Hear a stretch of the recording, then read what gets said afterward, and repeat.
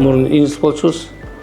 Андан кийин биз университет болуп калдык. Университет болгону өзгөрүү эме болду. Тиги азыр жанагы повышение квалификация ачтык. Мугалимдерди бияктан квалификациясын көтөрүп атабыз. Окутуп.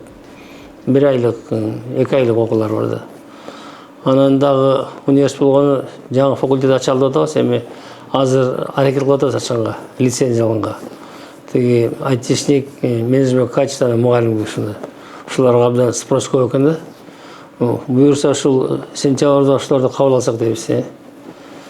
Андан башка өзүбүздүн мурунку эме факультет бар.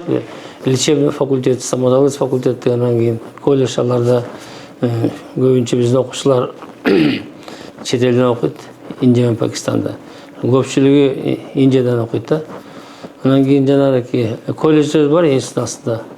Аякта дагы жанагы медсестраны даярдайбыз, фармацевт даярдайбыз. Акушер-гинекологдор даярдайбыз. Ошол окуулар жүрөт ушундай. Университет биз бүткөткөндөн кийин өздөрүнүн өлкөсүнө барат булар. Өздөрүнүн өлкөсүнө барып жанагы Индустан, Пакистан өлкөсүнө барып туруп экзамен тапшырат. Андан кийин да окушат булар деги. Ординатура деп коет. 2 жыл, 3 жыл окутат да по специальности. Биздин окуучулардын баары тең азыр 90% өтүп атат да. Бөлөк окуу жайга караганда өтүп атат. Мен былтыр ким менен баргам тиги. Министр образования Гендербай менен тиги Пакистанга баргам. Ошондо мен сурадым демеден, ошеден.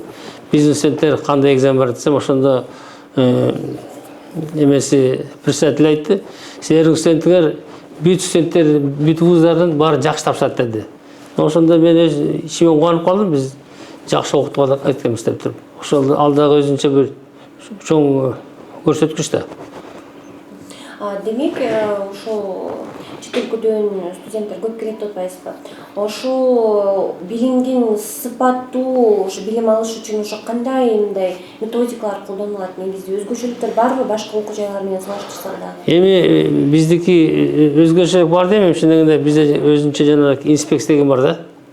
Тиги ал инспекция мугалимдерди текшерет, окуучунун сабак-келүүнү текшерет да. Биздин эми бүгүнкү күндө биздин окуучулар 99% сабакты кое бербейт. Сабакты кое бериш деген болбойт да. Булар эмне үчүн дегенде биз дайыма сабактан соң түшүндүрөбүз. Сиз эмне келдиңиз? Окуганы келдиңиз, билим алганы келдиңиз. Өзүңүздүн өлкөңүзгө барганда жакшы врач болуш керек деп. Ушундай айтып, ушуларды ушундай көңүл бурабыз аларга ушундай. Силерге ата-энеңер акча төлөп атат. Ошон үчүн силер жакшы окушуңар деп туруп. Биздин ошо бөлөк окуу жайга караганда биздин жанагы ушул көрсөткүч посещение дегенде абдан бийик жарда турат да биздики. Демек, азыркы күндө кандай направлениялар болуп атат? Ошол канча факультет бар жана ошол эмнеге кайсы тарабына ошо өтө чоң басым жасалып атат да? Бүгүнкү күндө 2 факультет бар, лечебный стоматология. Лечебный факультет 5 жылдык бар, 6 жылдык бар. Стоматология 5 жылдык. Аны өткөндөн булар өтүш керек, ординатура өтүш керек да, 2 жыл окуш керек да. Ошон үчүн азыр бүт эле факультетке басым кылабыз биз. Басым кылып жакшы окутканга аракет кылабыз да. Мугалимдерди дагы абдан талапты биз бийик койгонбуз ошо. Лекция окуганда да, практика окуганда да, бу жерде жанагы Ысык Атанын больницасы бар. Ошол жерге биз келишим менен ушу ооруларды көрсөтөбүз, алып барып. Ысык Атада, Чуйск больницада, 6-чы больницада бар биздин эмелерибиздеги. Арендага алганбыз да, ошол жерден окутабыз да. Ошол жерден барып биздин мугалимдер сабак берет. Сабак берип, анан кийин тиги палатага кирип, история менен тааныштырып, анализ менен тааныштырып, ушуну баягы обсуждение кылышат да, кайсы оору эмне кылган, диагнозун коюшат ушундай. Анан кийин да окуп атканда да практика өз элинен да өтүп келишет биз. Өз элине жиберебиз, Индияга жиберебиз, Пакистанга жиберебиз. Анан өткөндөн кийин барып биз текшеребиз, ал өтүп атабы, өткөн жокпу деп. Аяктан жана характеристика жазып коет, дневник толтуруп беришет анан кийин. Бизден бүтүп кеткен студенттер өздөрү агитация кылып, Азбидан окуу деп атат. Биздин университеттен. Эмне үчүн дегенде бизде тартип катуу. Тартип болгон жерде порядок болот да. Бөлөк вузга караганда биз, например, агитационный жумушту жүргүзбөйбүз. ошол эле бүтүп кеткен студенттер өздөрү эле жиберип бизге Азмудан окуйбуз деп бияка келип атат. Биздин студенттер тиги сынактарга көп катышат.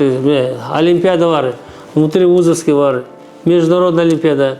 Биз студенттер барып ошол жактан биринчи, жок деген экинчи место алып келип атат. Ушундай Ташкентке барып келди жакында, ушундай биринчи место алып келди. Биз студенттер ошонун баарын жакшы көрсөткүчтү, потому что биздин окуучулар ушу жакшы место алып келип атат, биринчи, экинчи место алып келип атат.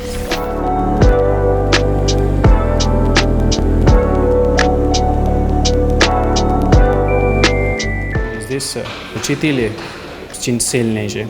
Наша администрация много помогает. Плюс и здесь наши студенты ходят практика на больнице. И здесь, но как я в Пакистане же, я тоже в Пакистане много слушал, и здесь образование очень хорошо же.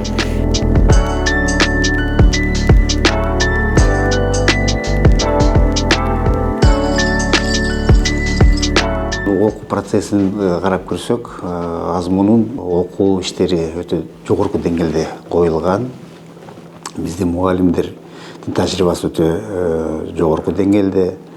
Мына жакыныраак деле айта кетишибиз керек, биз салыштырмалуу билебиз да. Биздин студенттерибиз дагы ушу жана мобилдүүлүк деп коет. Ош университетине барышып келишти. Ошолор менен биз жолугуп сүйлөшкөндө ошол жердеги окуп аткан студенттер менен байланышып, албетте сабактарга киришип, сабактарды окушуп, алар өзүнчө бир убакыт окуп келишти. Анан ошо салыштырмалуу бизге аябай мындай жагымдуу иш болду. Балдар болсо айтышты, бизде Азмуда сабак жакшы берилет экен деп, бул аябай бизди кубантты чынында. Андан тышкары Ош университетиндеги студенттери алты бала болуш керек, келип окуп кетишти дагы, бул жерде дагы жакшы нерселерин айта кетишти. Анан биздин барып келген студенттердин албетте биз дагы сурадык, эми ал жерде ошо Ош университети ал дагы бир өнүккөн жакшы жогорку деңгээлдеги университет. Алардын кайсы жакшыларын дагы биз жакшы нерселерин алышыбыз керек десек, алар ошо бир айтышты, ушу дистанттык технологиялар терең колдонгон экен деп айтышты. Кээ бир сабактар болсо, аларда дистанттык түрдө өтүшөт экен, онлайн түрдө. Демек биз дагы ошондой жакка умтулушубуз керек. Эми бул жерде материалдык базабыз бар, студенттерди жакшынакай окутууга аракеттенип атабыз. Албетте буюрса, менин оюмча Азму өзүнүн бир жакшынакай келечекке умтулган жолу менен баратат.